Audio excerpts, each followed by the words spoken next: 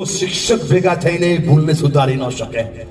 આમાં પ્રયત્ન કર્યો, છોકરાએ પ્રયત્ન કર્યો અને રામેશ્વરના નાનકડા અમથા ઝૂંપડાથી શરૂ થયેલી યાત્રા છેક રાષ્ટ્રપતિ ભવન સુધી ગઈ. એ વ્યક્તિ એટલે ડોક્ટર એપીજે અબ્દુલ કલામ. આ તાકાત છે સપના જોવામાં.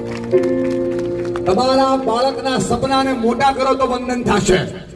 તમારા બાળકના સપનાઓ જો મોટા થાય તો સાચા અર્થની અંદર શિક્ષણ થશે.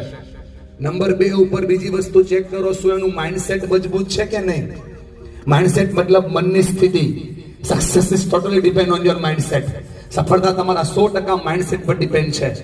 આ માઇન્ડસેટ જો પ્રબળ થાય તો જીતવાની શરૂઆત થાય. ખાટલા પર એક છોકરી સુધી છે, મમ્મીનો હાથમાં હાથ પકડે છે, આંખમાં આંખ નાખે છે, મમ્મી કહે છે કે મમ્મી હવે મારાથી નહીં થાય. બોલે શું બેટા? બોલે મમ્મી ડુંગર ચડવાતા, પર્વત ચડવાતા, મોટી મોટી જગ્યાએ જવું તું, લાઈફ એક્સપ્લોર કરવું તું, પણ મારાથી નહીં થાય. બોલે કેમ? બોલે પગ કપાઈ ગયો ને માં, કપાઈ ગયેલા પગે પર્વત નો ચડાય. માં માએ હાથને મજબૂત કર્યો અને મજબૂત હાથે બોલી, માં બેટા કોણે કીધું, બેટા કોણે કીધું કે પગથી પર્વત ચડાય?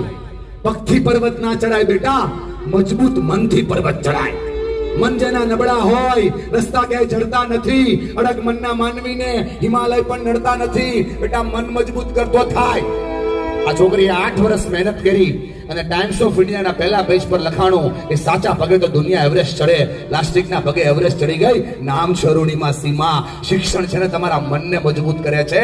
જો મન મજબૂત થાય તો શિક્ષણ થઈ જશે. પડે બેટા, એમને ફરક પડે છે બેટા. જ્યારે તમે ખોટું બોલો છો, સામું બોલો છો, ગાળો બોલો છો, ન કરવાના કામો કરો છો, માતા પિતાને છેતરો છો, તમારા અને ચોપડાની વચ્ચે જ્યારે મોબાઈલ આવે છે બેટા, તમને ફરક પડે કે ના પડે?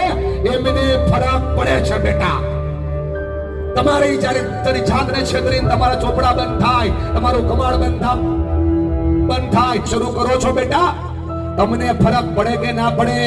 એમને ફરક પડે છે બેટા. આપણી પાસે તો સેન્ડલ, બૂટ, ચપ્પલ બધું જ છે ને દીકરા, બધું જ છે ને. ખાલી ચેક કરજે દીકરા, 3 દેશની અંદર આખું વર્ષ પૂરું કરે ને ઈ માં છે. તને ફરક પડે કે ના પડે? એને ફરક પડે છે બેટા. આપણે તો ખાલી માગી લઈએ છીએ કે પપ્પા આ જોઈએ છીએ.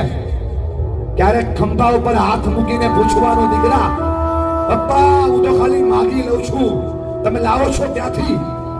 તમને ફરક પડે કે ના પડે? એને ફરક પડે છે બેટા.